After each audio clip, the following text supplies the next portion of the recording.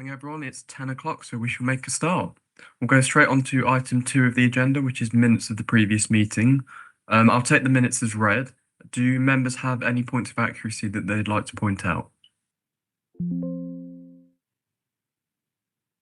Perfect. Moving on to item 3 is matters arising from the minutes of the previous meeting. There are no matters arising. We'll move on to item 4, which is the Leicestershire and Rutland Safer Community Strategy Board action log. So, Ewan, I'll hand over to you. Yeah, I think most things on the action log are either being covered on the agenda today, or they're long-term projects which we'll have coming up at future meetings. There's a couple of things I just wondered whether Gurjit wanted to give us an update on. There's the Home Office threshold pilot, which we're going to have results of the review on. Gurjit, do you want to say anything about that? Yes, so we've had correspondence from the Home Office just this week that they are starting that review. They're just embarking on it. So we are involved in that review. We are having we'll be having conversations with the Home Office on the local experience across Leicester, Leicestershire and Rutland. So as soon as we know when that review is published, we will advise the board and bring it to the board for discussion. Thanks, Gurjit. And then just the other one was we had the report from Holly Wells about it. She gave us an update on her work in the domestic abuse support officer, and we were going to have a future report coming back, whether that role is going to be permanent or not. Is there any update? Through you, Chair, yes, we're just going through the process internally in terms of where the funding would come from and how we continue that role going forward. So the work is undergoing on that. Is everything on the action log?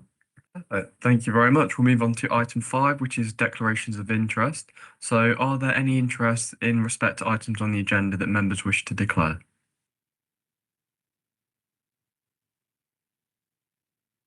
Brilliant. If there are no declarations of interest, we'll move straight on to item 6, which is the update from the Office of the Police and Crime Commissioner. So I'll invite Sajan Devshi to give the update.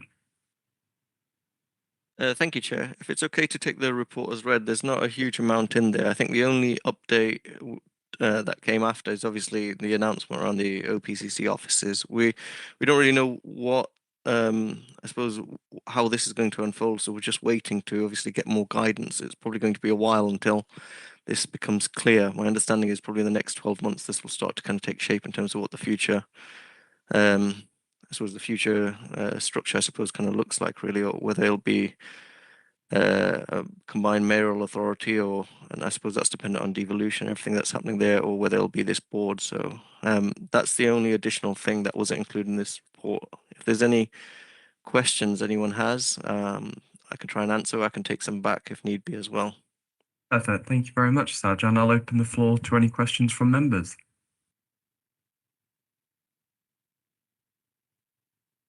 Perfect. If there are no questions, we'll move straight on to item 7, which is the HMIP inspection of probation service. So I'll invite Kay Knowles to present this report. Oh, good morning, everybody. So the report is there. And there's been some updates since I wrote this report. So this relates back to a HMIP visit in March 2025, and approximately 70 cases were looked at, both in terms of community orders and post-custody licenses. There were some strengths identified in terms of priorities being clear, protection of the public, and reducing reoffending. But there were some challenges that kind of some of the action planning has sought to address. There were 6 recommendations overall, and it was to look at the work to assess and review risk of harm, complete a learning analysis for skills and knowledge for some of our practitioner group, developing confidence of professional curiosity, so actually getting behind and being quite nosy about the people that we supervise to make sure that we've identified all the risks, and once identified, have we done something about that. There was some work linked to or something identified about our senior probation officer, so our middle manager group and their time, and making sure that we were kind of ensuring that they got the time to manage and have a focus on public protection. As with other agencies, our middle manager group are pulled in various directions just because of needs of operations and HR and things. So there was a focus on trying to alleviate some of that. The management oversight bit was also linked to that. There was lots of management oversight and lots of countersigning of assessments, but actually was that given us the improvement in the public protection area. And then making sure that the information that we were seeking and receiving from our safeguarding and police partners was that being utilised as it should have been. So for some of those recommendations, we've just completed actually our safeguarding audit where again about 70 cases that have been audited by our senior probation officer and our quality development team, looking at are we getting the information and are we using the information. So the themes coming from that are just being brought into a working group essentially to make sure and making sure that our practitioners are absolutely aware that it's not just about doing the checks, it's doing the checks and then doing something with the information. As an East Midlands region, there is now a quality assurance cycle that's been introduced, and that's to move away from more of a counter signature approach for a standalone assessment to more of observations, reflective discussions with our practitioners to draw out some of the key learning points and ensuring that we're managing the risk essentially. And then we've I'm interim head currently in Leicester, and there are accountability sessions with our head of operations that cover the East Midlands, and it's about making sure that we are kind of compliant and hitting our targets, but also making sure that any learning from serious further offences or any other kind of incident is being fed back into practice. So we've had, and what was acknowledged in HMIP was quite a year in terms of prison capacity issues, because that has directly impacted upon our frontline delivery, just in terms of having to prioritise the releases, the early release schemes, various early release schemes that have come. And I think what we've got a focus on now is impact of sentencing bill coming through to next year. So we've got quite a few things that are ongoing that originally were raised in HMIP, but are just kind of devolving into wider pieces of work to put us in a good position really for future changes that are coming through. So I think that's all what I would kind of my talk to the report, but if anybody's got any questions, I'm happy to try and field. Thank you very much for the update, Kay. I'll go straight to you, Councillor Phillimore. Thank you. Kay, you kind of touched on it. So the prisoner early release scheme, of which we've had what, 2 or 3. You sort of touched on it, but what kind of impact is that having on either the probation service and your officers, and or the prisoner release, the individuals themselves and the available support to them? So if you just expand on that a little bit, please, Kay, I'd be grateful. Thank you. Yeah, okay. So in LLR, we're really fortunate because for the original early release, apologies, I've not got my camera on. I thought I'd got my camera on.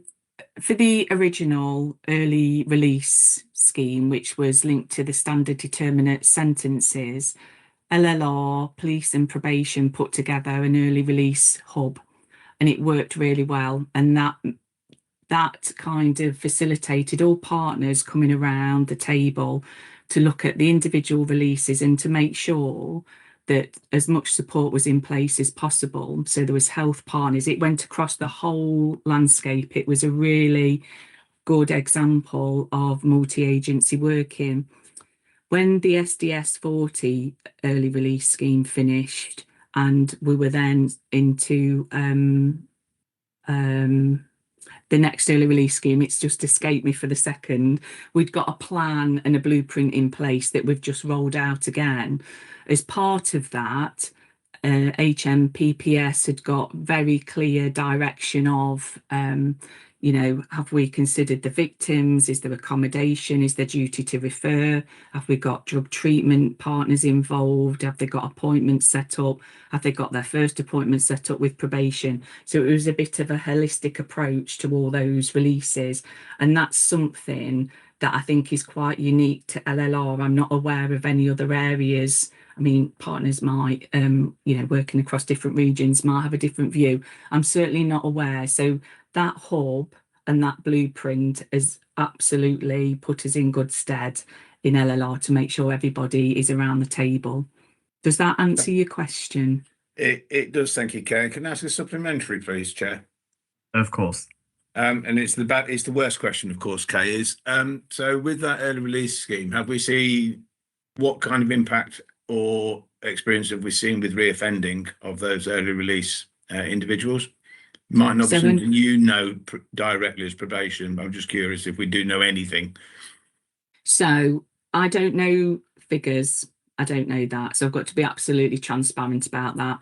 What we did for that first round, so on the SDS 40, we had a look. We'd got, and basically for the SDS 40 first round of releases, we were talking about 30 releases at that point, and we just tracked those. So we did a snapshot 2 weeks later to see if anybody had been recalled and things. The numbers were really small. What I haven't got is that bigger picture of the reoffending rate, and I'm not sure whether police partners have. I don't think so. I don't think we've looked at it in quite so much detail at this point, because we've just been making sure everybody has got what they needed for release. But if there are police partners on, they might tell me otherwise. Yeah, and I think, Chair, if somebody in the room has got the answer, that's brilliant. And if they haven't, could I request that a report is brought back to the next meeting, please? Of course, I'll make sure that that's brought back for you. Marvellous. If there are no further questions, then we will move on to item 8 of the agenda. So that's the Community Safety Partnership Domestic Homicide Review contributions. So Gertrude, I'll invite you to present this one. Thank you, Chair. I will take the paper as read and just pull out a few key points. So the purpose of the paper is to request an increase in contributions from community safety partnerships to domestic homicide reviews, which were established on a statutory basis back in 2004. The local arrangements were put in place in 2013, and those arrangements are set out from paragraph 4 under management of DHRs. So essentially within our safeguarding board, we have officers who will lead, manage, coordinate, recruit chairs for the DHRs, and then the payments for the DHRs are also paid for through this pot of money. The amount that is contributed is within the paper at paragraph 12, and those contributions haven't changed since 2013. So Leicestershire County Council put in £30,000 and manage the team and administrate the work. We don't actually take any management fees for any of that, for any of those officers or the work. That all the funding is to undertake those domestic homicide reviews. The OPCC currently contributes 16,000, and then all the districts and Rutland County Council pay £2,500 each towards the reviews. The number of reviews have increased, the complexity of the reviews have increased and continue to increase. The government have put out new guidance whereby domestic homicide reviews, as we had Holly Wells at the previous meeting talking about the new guidance, and the work being called domestic abuse related deaths. So the trajectory is going to be that we will receive more reviews rather than fewer reviews. So, for example, recently we've had more reviews relating to suicide and the what the other person in that relationship had, what input they had into that suicide, for example. So they are getting far more complex. We're seeing more kind of child and adolescent on parent kind of reviews as well.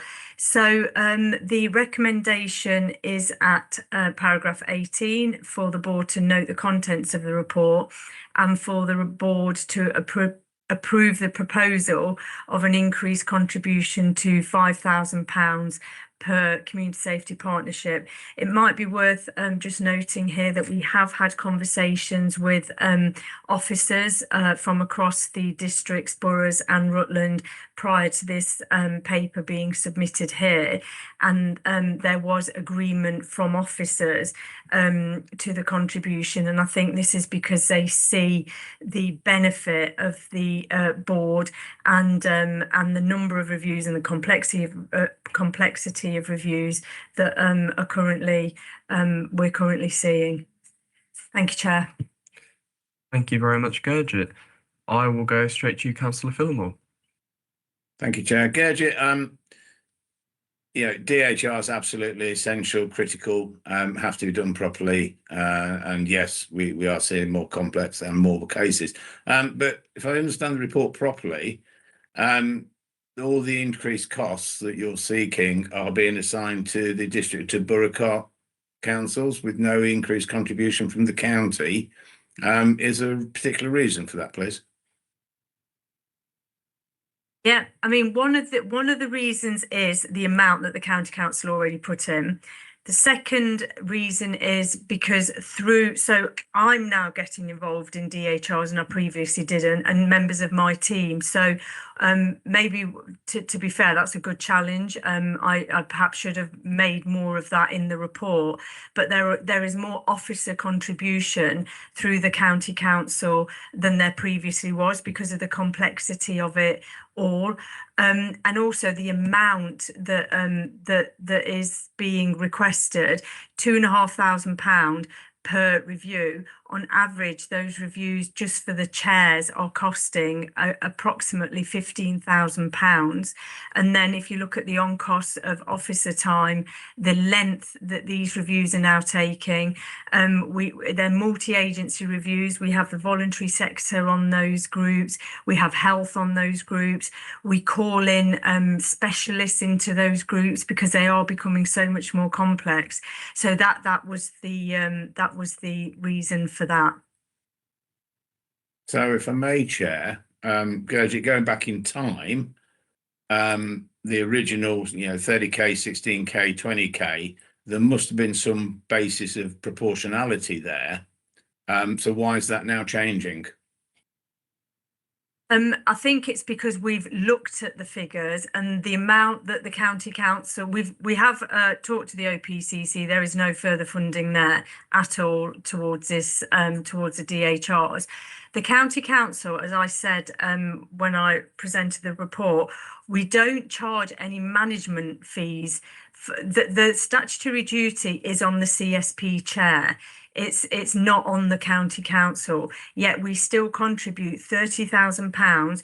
We don't take management fees for the safeguarding board and the work they do, and the amount of officer time from the county council and other agencies into these reviews far surpass the extra £2,500 that we're requesting from the districts and boroughs. Okay, thanks, Gurjit. Thank you. Councillor Wise, did you have a question? I did, but Gurjit answered it because I was just going to ask why the OPCC wasn't also contributing more, because I would have thought this was a key piece of work that they would have wanted to, but Gurjit said there's no more money.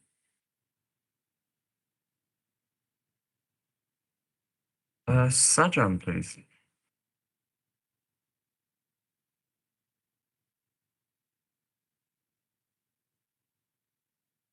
No. Sajjan, do you wish to speak? I'm sorry, Chair. Can you hear me? Yes. Oh, brilliant. I'm sorry. I had myself on mute. I just wanted to clarify the contribution the OPCC give, and if I'm wrong, I'm sure Gurjit will correct me. The one we give is actually on behalf of Leicestershire Police, because they're one of the statutory partners. It's not a contract per se that we effectively have I suppose, a direct obligation, but as Gurjit's kind of mentioned, that it's usually the statutory partners that contribute to this, and because we manage the funds for Leicestershire Police on a number of streams, this being one of them, we pay that we make that contribution, but it's actually Leicestershire Police's contribution, if that makes sense. Thank you, Sajjan. If there are no further questions or comments, then I'll just reconfirm the recommendations to the board. So they are to note the contents of the report and to approve the proposal of an increased contribution to £5,000 as stated in paragraph 15 above. Are there any objections to these proposals? Perfect. Les Phillimore. I'm just uncomfortable at the minute, Chair. I think we've had a report presented to us that's sort of de facto without that much evidence base behind it. That's no disrespect to Gurjit, because she's very, very good. But you are asking for an extra £5,000 per each district borough. Yeah, I'm just sort of reading down it, and I'm just a bit uncomfortable with the way it's been put forward, and I don't know. I just don't know. So I think at the moment I will be abstaining. Thank you, Chair. To clarify, it's an extra 2.5, not an extra 5. Councillor Wise, please. Yeah, if I was going to any of the meetings within Rutland, I would be expected to have some costed spreadsheets behind this, and I think, much as Councillor Phillimore has said, we have ultimate trust in Gurjit, but when I take this back, I'm going to be asked, well, where's this extra money going? And I haven't got anything other than Gurjit's word that it's costing this much to do them. And I would rather like to see some sort of more substantial paper behind it. Thank you, Councillor Wise. Taking into account what members have said today, I'm going to propose that we take this away from this meeting today to get some more information put together as requested, and that this is discussed at the next meeting at the start of next year. I'm just going to bring Gurjit in as well. The other part of that paper that we will, I'll insert, is that another option, which is that each CSP manage their own DHRs going forward, and I'll cost that out as well to make it really clear that £5,000 per CSP area is phenomenally low compared to if you had to manage, a CSP had to manage one DHR alone. It would be far more than £5,000, but we'll put that in the paper going forward. Thank you. Thank you very much, Gurjit. I welcome the updated report at the next meeting. We'll now move on to item 9, which is the new antisocial behaviour recording system, eSIMS. So Gurjit, that one's back to you as well. Thank you, Chair. I've been bringing updates to each meeting. When we get to the year point, which I think will be at the next meeting, we'll do a kind of a year on from start to finish and where we're at. At the moment, progress on the project to transition to the eSINs case management system has improved, and we're stronger. We're in a stronger position than we were in September. The most significant issue is still some of the software faults, particularly in the police's input form. They have been temporarily resolved by the eSINs IT team, but then sporadic issues have resurfaced. So we're looking at eSINs are looking at why these glitches keep happening, and we're working on whether it's because of some of the officers being out on duty and updating, which obviously we need to get on top of. So still looking at that. Integration of the police's storm system is functioning as planned. In terms of the Genie searching system, that's still partially functioning, so still some troubleshooting there. Users across partner agencies have grown more confident as they practice directly exporting data from the system. And we did undertake a survey, and the majority of users are more confident. They do like the system, and some of the issues that came back from that survey again demonstrated user error. So our officer, Joe Sayre, the partnership ASB officer, is still regularly, weekly, sometimes twice a week, putting in meetings, drop-in meetings, so officers can go in and discuss any issues they're having, any learning they require, and Joe is supporting them closely. And I think we've been dip sampling some of the user error issues. So looking at what the errors are, why they're happening. We're still meeting with eSINs twice a week. So the police, IT are meeting with and with our ASB officer once a week, and then the county council are meeting with eSINs as well once a week. One of the issues that we have identified, certainly with the company, is quite a high turnover of staff. So again, we're working with them and talking to them around that and the impact that is having on the project. So I'll bring an in-depth report to the March meeting, but happy to take any questions in the meantime, Chair. Marvellous, thank you very much, Gurjit. I'll open the floor to members for questions or comments. I'll go straight to you, Councillor Wise.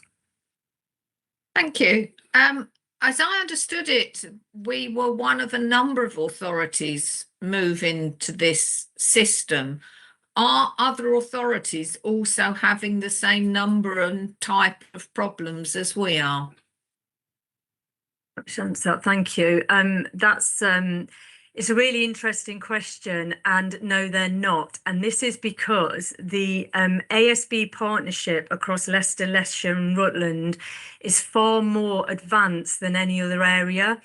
And that is brilliant for us. But what it means is no other area has the kind of intricacies, the information sharing, the partnership arrangements that we have.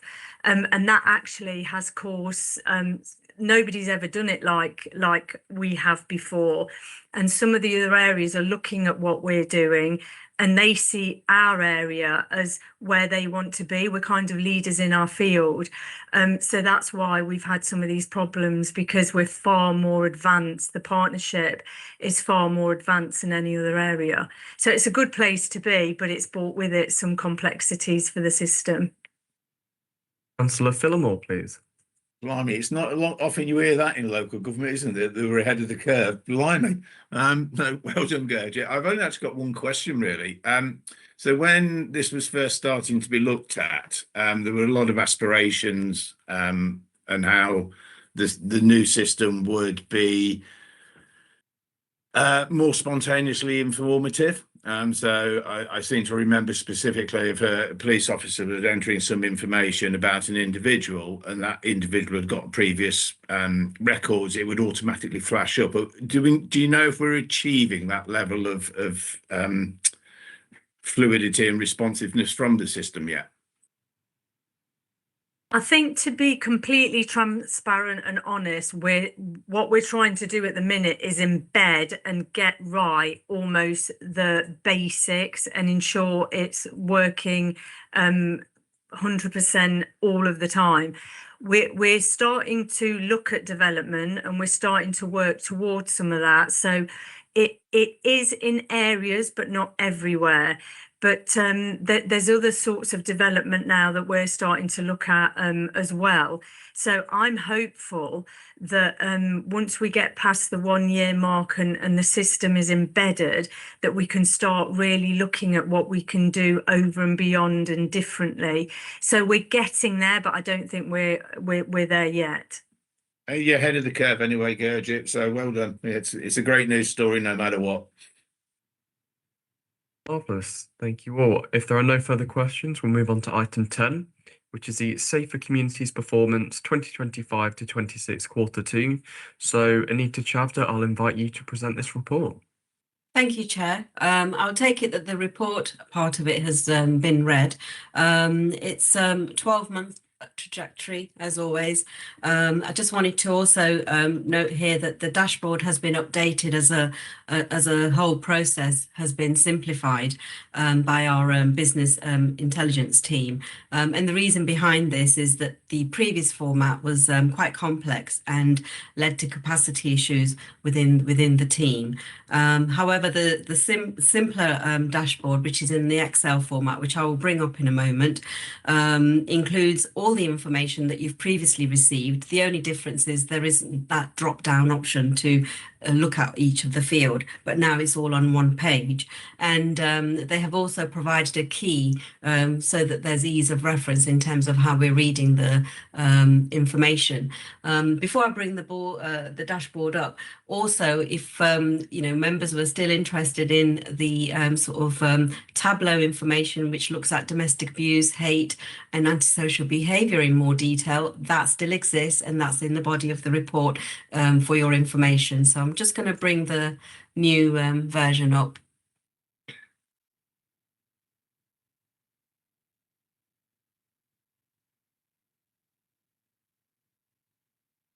So I can't see you guys now, but has this come up? Yeah, we can see it, Anita. Okay, so in relation to the figures, if I move the arrow, obviously it includes, so I'm going to have to get rid of that. Oops, stop sharing. I'm sorry.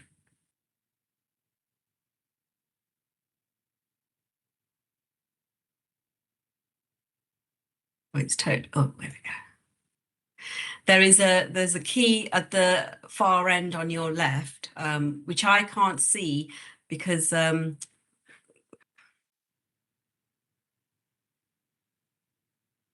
Ewan, can you read that out to me so that I can be familiar with what I'm about to say? Are you referring to where it says on the right-hand side compared to average? Yes, yes. So the color coded, I think the color codes represent, so for ease of understanding what the comparability is that right? Yeah, so you've got like a pinky, a tan color, which is high, a yellow, which is medium, and a blue, which is low. Yes, and then the key at the bottom, we've got the arrow going down in blue, no polarity. So that, in terms of the Marak figure there, what it's saying to us, it doesn't say it's good or bad, it's just the way the reporting figure is. And the other thing I wanted to bring to your attention is that the key has been, clearly outlined now, so that, because there were previous questions on that, is just to draw your attention to the red arrow that's going up in relation to the ASB and environmental. I'm aware that overall the ASB data is about right, but the distribution of the numbers went to the environment bit of it by mistake. They're looking through that at the moment, and the data is with the police. So hopefully next dashboard that we bring in March will not have that issue. Unless there's any other questions, I think it's quite a straightforward Excel sheet. It brings all the information together, and it's it's quite simple in the sense of understanding, but it's not taking away any information we had before. Perfect. Thank you very much, Anita. I'll invite members for questions or comments.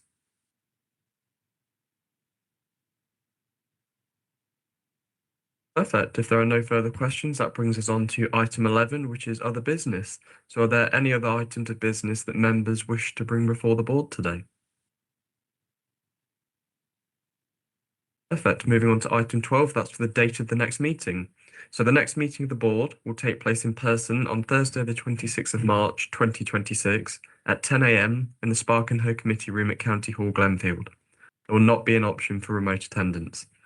And that brings us to the end of the meeting. So thank you all for your attendance.